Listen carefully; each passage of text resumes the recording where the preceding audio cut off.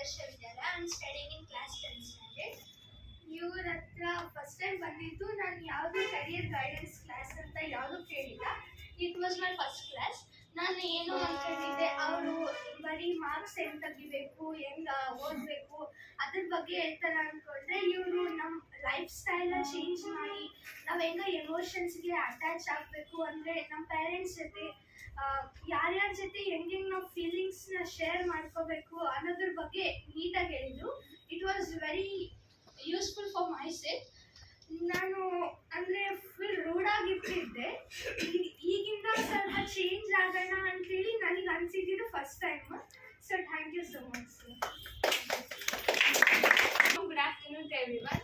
Myself Hemalata. I am from Government Adarsh Vidyalaya, Ballari. Firstly, I have attended the first time like this kind of program.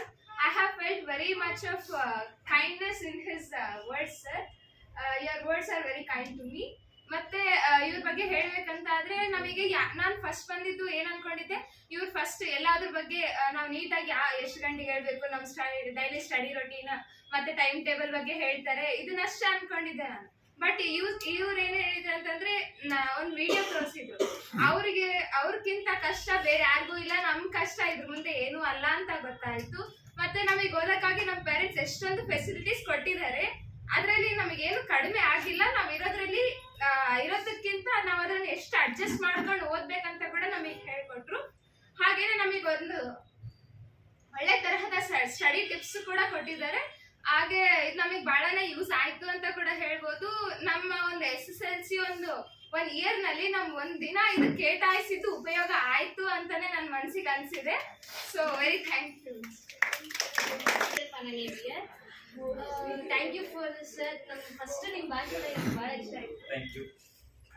ಮತ್ತೆ ನೀವು ಮಾತಾಡೋ style ನನಗೆ ಇಷ್ಟ ಆಯಿತು. ಮತ್ತು ಇನ್ನೊಂದು ಏನಂತಂದರೆ, ಈ ಪ್ರೋಗ್ರಾಮಿಂದ ನ್ಯೂ ಥಿಂಗ್ ಅರ್ಥ ಆಯಿತು ನನಗೆ.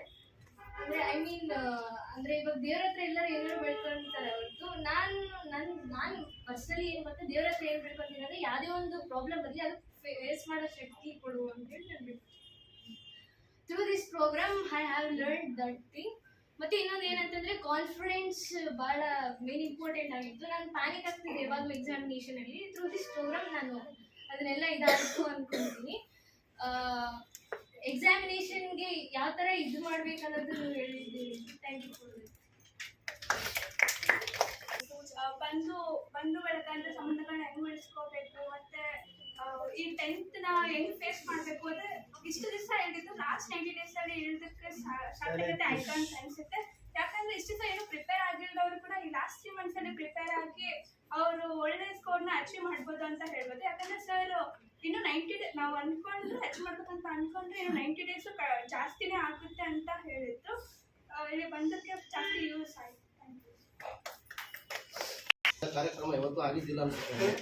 ಇವರು ಕುಕ್ಕೆ ಸುಬ್ರಹ್ಮಣ್ಯದಿಂದ ಬಂದು ಬಳ್ಳಾರಿಯಲ್ಲಿ ಇಷ್ಟು ದಿನ ಮಕ್ಕಳಿಗೆ ಏನೋ ದುಡ್ಡು ಮಾಡಕ್ಕೆ ಮಾಡ್ತಾರಂತ ಅಂದ್ಕೊಂಡಿರ್ತಾರೆ ಭಾಳಷ್ಟು ಜನ.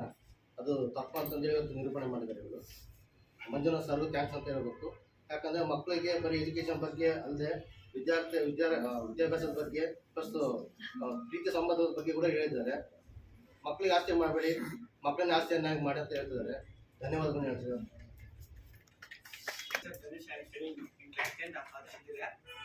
ಫಸ್ಟ್ ಟೈಮ್ ಬಂದಿದ್ರು ಸಾರ್ ಎಜುಕೇಶನ್ 90 days ಹೆಂಗೆ ಮಾಡ್ಬೇಕು ಅಂತ ಹೇಳಿದ್ರು. ಆಗ ಪೇರೆಂಟ್ಸು ಸ್ಟಡಿ ಮಾತಾಗಿ ಸ್ಟೂಡೆಂಟ್ಸ್ಗೆ ಡಿಸ್ಟರ್ಬ್ ಮಾಡ್ಕೊಳ್ಳೋದು, ಮತ್ತು ಚಿಲ್ಡ್ರನ್ಸು ಹೆಂಗೆ ಇಟ್ಕೊಳ್ಬೇಕಂತ ಹೇಳಿದ್ರು. ಮೈಸೆಲ್ಫ್ ನವೀನ್ ಕುಮಾರ್ ಆದರ್ಶ ವಿದ್ಯಾಲಯ. ಸಾರ್ 90 days ಹೆಂಗೆ ಪ್ಲ್ಯಾನ್ ಮಾಡ್ಕೋಬೇಕು, ಹೆಂಗೆ ಓದಬೇಕು, ಮತ್ತು ಜೀವನದ ಮೌಲ್ಯಗಳು ಯಾವ ರೀತಿ ಇದು ಬೆಳೆಸ್ಕೋಬೇಕು, ಮತ್ತು ಅನುಬ್ರತ ಹೆಂಗೆ ನಡ್ಕೋಬೇಕು ಅಂತ ಎಲ್ಲ ಹೇಳಿದ್ರು. Thank you. ಎಲ್ಲರಿಗೂ ಮಧ್ಯಾಹ್ನದ ಶುಭಾಶಯಗಳು. ಸೊ ಇವತ್ತು ನಾನು ನನ್ನ ಮಗಳಲ್ಲಿ ತುಂಬ ಚೇಂಜಸ್ ಅನ್ನ ನೋಡಿದೆ.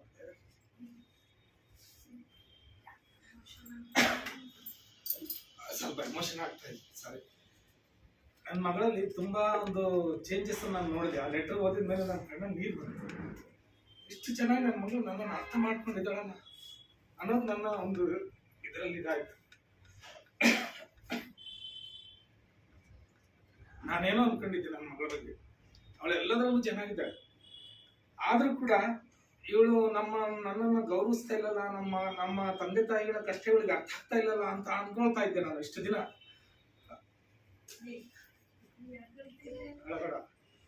ಆದ್ರೆ ನನಗೆ ಇವತ್ತು ಆ ಲೆಟರ್ ಓದಿದ್ ನನ್ಗೆ ತುಂಬಾ ಒಂಥರ ಇದಾಯ್ತು, ಬಹಳ ಮೆಚೂರ್ ಆಗಿದೆ ನನ್ನ ಮಗಳು ಅಂತೇಳಿ. ಸಾರ್ ಹೇಳಿದ್ರು, ಯಾವಾಗ ಮಕ್ಕಳಿಗೆ ಮೆಚುರಿಟಿ ಬರ್ತದೋ ಅವಾಗ ತಂದೆಗೆ ಧೈರ್ಯ ಬರ್ತದೆ. ಸೊ ನಾನು ಇಲ್ಲಿದ್ರೆ ಕೂಡ ನನ್ನ ಮಗಳು ಮುಂದೆ ಸಾಕ್ತಾಳೆ, ಎಲ್ಲೇ ಯಾವುದೇ ಒಂದು ಕಷ್ಟ ಬಂದರೂ ಕೂಡ ಅದನ್ನ ಎದುರಿಸೋ ಒಂದು ಶಕ್ತಿ ಅವಳಲ್ಲಿ ಇದೆ ಅನ್ನೋ ಒಂದು ಧೈರ್ಯ ನನಗೆ ಇವತ್ತು ಬಂತು.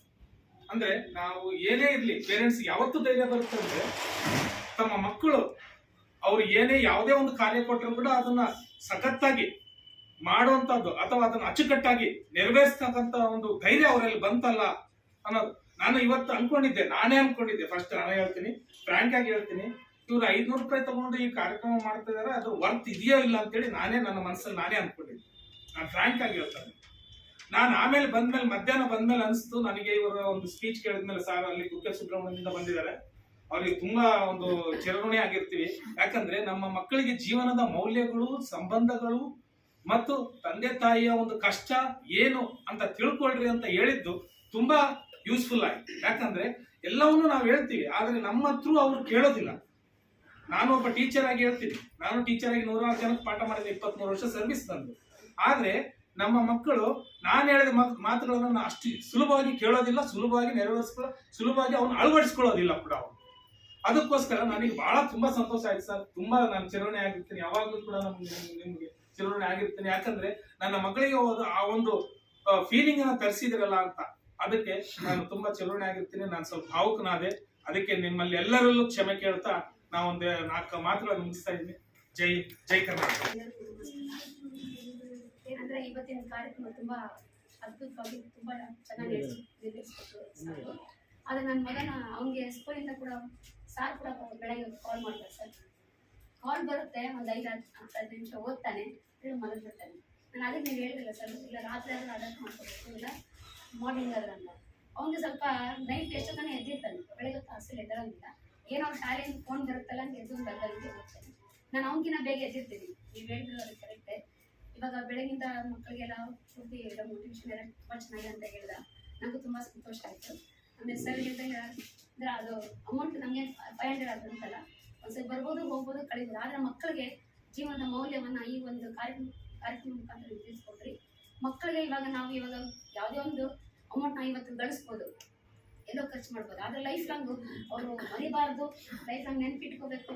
ಇನ್ನು ನೆಕ್ಸ್ಟ್ ಈಗ 1 to 10th ಆಗಿ ಒಂದು ಲೈಫಲ್ಲಿ ಗಟ್ಟ ಮುದ್ದೋಗುತ್ತೆ, ನೆಕ್ಸ್ಟ್ ಕಾಲೇಜಿಗೆ ಬರ್ತಾರೆ. ಆ ಒಂದು ಕಾಲೇಜಿನಲ್ಲಿ ನೆಕ್ಸ್ಟ್ ಲೈಫಲ್ಲಿ ನಾನು ಸ್ಕೂಲಲ್ಲಿ ಹಿಂಗಿದ್ದೆ ಹಿಂಗೆಲ್ಲ ಕಲ್ತ್ಕೊಂಡೆ, ನಮ್ಗೆ ಮೆಮೊರಬಲ್ ಹೋಗ್ಕೊಳ್ತಕ್ಕಂಥದ್ದು ಈ ಒಂದು ಲೈಫಲ್ಲಿ ಒಂದು ಘಟ್ಟ ನಮ್ದು. ಅದನ್ನ ಈಗ ಈ ಒಂದು ಇದರಿಂದ ಕಾರ್ಯಕ್ರಮದ ಮಕ್ಕಳಿಗೆ ಎಲ್ಲರಿಗೂ ಒಂದು ಅದ್ಭುತ ತಿಳಿಸ್ಕೊಟ್ರಿ. ಅಂದರೆ ನಾವು 10th ಆಗಲಿ ಒಟ್ಟು ವಿದ್ಯಾರ್ಥಿಗೆ ಏನಂದರೆ ನಿಮ್ಮ ತಂದೆ ತಾಯಿ ಕಷ್ಟಪಟ್ಟು ನಿಮಗೆ ಎಲ್ಲ ಎಷ್ಟು ಫೀಸ್ ಎಲ್ಲ ಕೊಟ್ಟು ಮಾಡಿ ಅದನ್ನ ಒಳ್ಳೆ ರೀತಿಯಲ್ಲಿ ನಿಮ್ಮ ತಂದೆ ತಾಯಿಗೆ ಒಳ್ಳೆ ಹೆಸರು ತಗೊಳ್ಳಿ, ಶಾಲೆಗೆ ಒಳ್ಳೆ ಹೆಸರು, ಸಮಾಜಕ್ಕೆ ಒಳ್ಳೆ ಹೆಸರು, ಇದ್ರ ಒಂದು ಒಳ್ಳೆ ಮಾರ್ಕ್ಸ್ ತಗೊಳ್ಳಿ, ಎಲ್ಲ ಹಾರ್ಡ್ ವರ್ಕ್ ಮಾಡಿ ಚೆನ್ನಾಗಿ ಓದ್ರಿ ಅಂತ ಹೇಳ್ತಾ ನಾನು ಎಲ್ಲರಿಗೂ ನಮಸ್ಕಾರ. ನನ್ನ ಹೆಸರು ಮೊಹಮ್ಮದ್ ಫಾರೂಕ್ ಅಂತೇಳಿ, ಐಮಾನ್ ಅವ್ರ ತಂದೆ SSLC ಅಲ್ಲಿ ಓದ್ತಾಳೆ. ಈ ಒಂದು ಕಾರ್ಯಾಗಾರಕ್ಕೆ ನಾನು ಅಮೌಂಟ್ ಕಟ್ಟುವಾಗ ನನ್ನ ಮಗಳೇ ಹೇಳಿದ್ರು, 5 ರೂಪಾಯಿ ಸುಮ್ಮನೆ ಖರ್ಚು ಮಾಡಿಬಿಡ್ತಿದ್ದಲ್ಲ, ಇಲ್ಲ ಏನೋ ಮಾಡ್ತಿದ್ರಲ್ಲ ಅಪ್ಪ ಅಂತ ಹೇಳಿದ್ರು. ನಾನಂದೆ, ನಾನು ಕಾರ್ಯಾಗಾರ ನೋಡಿ ಅದನ್ನ ನೋಡಿ ಮಾಡಿಲ್ಲ, ಆ ವಿಷಯ ಇದೆಯಲ್ಲ ಮನೋವೈಜ್ಞಾನಿಕ ಮತ್ತು ಆ ಕಾರ್ಯಾಗಾರದ ಬಗ್ಗೆ ಆ ವಿಷಯ ನೋಡಿ ನಾನು ಕಟ್ಟಿದೆ. ಬಟ್ ಆ ಹುಡುಗಿಗೆ ನನಗೆ ಗೊತ್ತಾಗಿಲ್ಲ, ನನ್ನ ಮಗಳಿಗೆ ಯಾವುದಕ್ಕೆ ಅಮೌಂಟ್ ಕಟ್ಟಿದ್ದೀವಿ ಅಂತ. ಮತ್ತೆ ಆಮೇಲೆ ಫ್ರೆಂಡ್ಸ್ ಕೇಳಿದ್ರು, ಅಂದರೆ ಪೂಜಾಗೆ ಅವ್ರಿಗೆ ಇವರು ಕೇಳಿದ್ರು, ಇದು ಒಳ್ಳೇದಾ ಕೆಟ್ಟದ್ದಾ, ಒಳ್ಳೇದಾ ಕೆಟ್ಟದ್ದಾ ಅಂತ. ಅಲ್ಲಿ ಸ್ವಲ್ಪ ಕನ್ಫ್ಯೂಷನ್ ಇತ್ತು. ನಾನಂದೆ, ನಾನು ಕಟ್ಟಿದ್ದೀನಿ, ಆಯಿತು, ಮಂಜುನಾಥ್ ಸರ್ ಮೇಲೆ ನನಗೆ ನಂಬಿಕೆ ಇದೆ, ಆದ್ದರಿಂದ ಈ ಕಾರ್ಯಕ್ರಮ ಆಗಲಿ, ಇನ್ನೊಂದ್ಸತಿ ಕಟ್ಟೋದಿಲ್ಲ ಅಂತ ಹೇಳಿದ್ರು. ಒಂದ್ಸರಿ ಹೋಗ್ಬಿಡು ನೋಡೋಣ ಅಂತ ಹೇಳಿ. ಅಲ್ಲಿ ಊಟ ಗೀಟ ಎಲ್ಲ ಸಿಗುತ್ತೆ, ಆರಾಮಾಗಿ ಪೂರಿ ಅಂದರೆ ಹೋಳಿಗೆ ಊಟ ಎಲ್ಲ ಸಿಗುತ್ತೆ, ಹೊಡೀರಿ ಅಂತ ಹೇಳ್ತೀನಿ. ಆದ್ದರಿಂದ ಸಾರ್ ಈಗ ಅಲ್ಲಿಂದ ಬಂದು ಈ ಒಂದು ಕಾರ್ಯಕ್ರಮ ಮಾಡಿ ನಮ್ಮ ಮಕ್ಕಳಿಗೆ ಒಳ್ಳೆಯ ರೀತಿಯ ಒಂದು ಅಚ್ಚುಕಟ್ಟಾಗಿ ಅಂದರೆ ನಮ್ಮ ಜೀವನದ ಮೌಲ್ಯ ಮತ್ತು ನಮ್ಮ ಭಾರತೀಯ ಸಂಸ್ಕೃತಿ ಕೂಡ ಹೇಳಿದ್ರು. ಅಂದರೆ ಈ ಭಗವದ್ಗೀತೆಯಲ್ಲಿ ಈಗ ಬ್ರಾಹ್ಮಿ ಮುಹೂರ್ತದಲ್ಲಿ ಅಂತ ಹೇಳಿದ್ರೆ ನಾವು ಜಯಶಾಲೆ ಆಗ್ಬೋದು, ನಮ್ಮ ಕುರಾನ್ನಲ್ಲಿ ಹೇಳಿದ್ರೆ ಆ ಟೈಮ್ಗೆ ಹೇಳಿದ್ರೆ ನಾವು ತಹಜುದ್ ನಮಾಜ್ ಅಂತ ಮಾಡ್ತೀವಿ, ಆ ಪ್ರೇಯರ್ ಮಾಡಿದ್ರೆ ನಾವು ಜಯಶಾಲೆ ಆಗ್ತೀವಿ. ಅಂತ ಬೈಬಲಲ್ಲಿ ಕೂಡ ಇದೆ. ಎಲ್ಲಾ ಧರ್ಮದಲ್ಲಿ ಹೇಳೋದು ಒಂದೇ, ಆ ಬ್ರಹ್ಮಿ ಮುಹೂರ್ತದಲ್ಲಿ ಯಾರ್ಯಾರು ಎದ್ದೇಳ್ತಾ ಇದ್ರಿ ಈಗಲೂ ಸಕ್ಸಸ್ ಅಲ್ಲಿ ಇದೀವಿ ಅಂತ ನನ್ನ ಭಾವನೆ. ಅದು ಬಡವರಾಗಿರ್ಬೋದು, ಮಧ್ಯಮ ವರ್ಗದವರಾಗಿರ್ಬೋದು, ಶ್ರೀಮಂತಿಕೆ ಆಗಿರ್ಬೋದು. ಯಾಕಂದ್ರೆ ನಮ್ಮ ಹೆಣ್ಮಕ್ಳು ಇದ್ರಲ್ಲ 4 ಗಂಟೆಗೆ ಎದ್ದೇಳ್ತಾರೆ ಪಾಪ. ಫಸ್ಟ್ ಸ್ನಾನ ಮಾಡಿ ಎಲ್ಲ ಕ್ಲೀನ್. ನಮ್ಮ ಕುರಾನ್ ನಲ್ಲಿ ಏನ್ ಹೇಳ್ತಾ ಇದೆ ಅಂದ್ರೆ cleaning is the first priority of the life ಅಂತ ಹೇಳ್ತಾರೆ. ಕ್ಲೀನಿಂಗ್, ನೀವು ಮಾಡ್ತಕ್ಕಂಥ ಒಂದು ಸ್ವಚ್ಛತೆ ಇದೆಯಲ್ಲ, ಆ ಒಂದು ಕ್ಲೀನಿಂಗ್, ಆ ಬ್ರಹ್ಮಿ ಮುಹೂರ್ತದಲ್ಲಿ ಎದ್ದೇಳ್ತಕ್ಕಂಥ ಒಂದು ಬ್ರಾಹ್ಮಿ ಮುಹೂರ್ತದಲ್ಲಿ ಏನ್ ಸ್ವಚ್ಛತೆ ಮಾಡ್ತಿರೋ, ಮನೆ ತೊಳೆದು ಎಲ್ಲ ಹಾಕಿ ಗೊಬ್ಬರ ಹಾಕಿ ರಂಗೋಲಿ ಹಾಕಿ ಒಂದು ಮನೆಯ ಸ್ವಚ್ಛತೆ ಕಾಪಾಡ್ತಿರೋ, ಅದೇ ನಿಮ್ಗೆ ಜಯಶಾಲಿಯಾಗಿ ನಮ್ಮ ಮಕ್ಕಳಿಗೆ, ನಮ್ಮ ಮನೆಗೆ ಒಂದು ಪಾಸಿಟಿವ್ ಎನರ್ಜಿ ಪ್ರಕೃತಿ ಕೊಡುತ್ತಂತ ನನ್ಗೆ ಅರ್ಥ ಆಯ್ತು. ಇನ್ನೊಂದು ಹೇಳಿದ್ರು ಸರ್, ಸ್ಕಿಲ್ಸ್ ಕಲ್ಸ್ರಿ ಅಂತ. ಹುಡುಗರಿಗೆ ಮಕ್ಕಳಿಗೆ ಸ್ಕಿಲ್ಸ್ ಕಲಿಸ್ಬೇಕು. ಏನ್ ಸ್ಕಿಲ್ಸು? ಅದು ಯಾವುದೇ ತರಹದ ಸ್ಕಿಲ್ಸ್ ಆಗಲಿ. ಈಗ ಲೇಡೀಸ್ ಇರ್ತಾರೆ, ಅವ್ರು ಏನ್ ಹೇಳ್ತಾರೆ, ಟೈಲರಿಂಗ್ ಮಾಡು ಅಂತ ಹೇಳ್ತಾರೆ. ಇನ್ನೊಂದು ಹೇಳಿದ್ರೆ ಬ್ಯೂಟಿಷಿಯನ್ ಮಾಡು ಅಂತ ಹೇಳ್ತಾರೆ. ಇವೆರಡೇ ಇಲ್ಲ, ಬೇರೆ ಯಾವುದೂ ಇಲ್ವಾ? ಈಗ ಬಹಳಷ್ಟೇ ಇದಾವೆ ಸ್ಕಿಲ್ಸ್. ಅಂದ್ರೆ ಸಣ್ಣ ಮಕ್ಕಳಿಗೆ ಕೂಡ ನಾವು ಸ್ಕಿಲ್ಸ್ ಕಲ್ತ್ಕೊಂಡ್ರೆ ಮುಂದಿನ ದಿನಗಳಲ್ಲಿ ನಮ್ಗೆ ಅದೇ ರೀತಿಯಾಗಿ ಡಿಪ್ಲೊಮಾನಲ್ಲಾಗ್ಲಿ ಅಥವಾ ಇಂಜಿನಿಯರಿಂಗ್ ಆಗಲಿ ಅದು ನಮ್ಗೆ ಒಳ್ಳೆ ರೀತಿಯ ಒಂದು ದಾರಿ ತೋರಿಸ್ಕೊಡ್ತದೆ ಅಂತ ಒಂದು ಭಾವನೆ ಹೇಳಿದ್ರು. ಮೂರನೇದು ಇನ್ನೊಂದು ಹೇಳಿದ್ರು, ಮೆಡಿಟೇಷನ್ ಬಗ್ಗೆ ಬಹಳ ಚೆನ್ನಾಗಿ ಹೇಳಿದ್ರು. ನಾವು ಮೆಡಿಟೇಷನ್ ನಮ್ಮ ವಯಸ್ಸಿಗೆ ತಕ್ಕಂತೆ, ನಮ್ಮ ಮಕ್ಕಳಿಗೆ ವಯಸ್ಸಿಗೆ ತಕ್ಕಂತೆ ಒಂದು ಎದ್ದು ಅದೇ ಇದರಲ್ಲಿ ಕೂತ್ಕೊಂಡು ಒಂದು ಧ್ಯಾನ ಮಾಡಿದ್ರೆ ಸಾಕು. ನಾನು ಡೈಲಿ ಮಾಡ್ತಾನೆ ಇರ್ತೀನಿ. ನಾನು ಯೋಗ ಮಾಸ್ಟರ್ ಕೂಡ, ಯೋಗ ಕಲಿಸ್ತೀನಿ.